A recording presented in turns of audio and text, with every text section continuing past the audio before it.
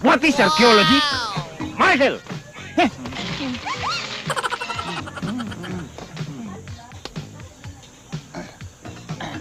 If our lesson for today is about archaeology. So, therefore, archaeology is our lesson for today. Correct! See that? He did not only study our lessons in archaeology, he also studied his lessons in logic. Huwag ka munang uupo, Michael. Sapagkat alam kong ikaw lang ang pwedeng sumagot sa aking susunod na tanong. Oh no! Bago namatay si Jose Rizal, sino ang babaeng kanyang pinakaiibig?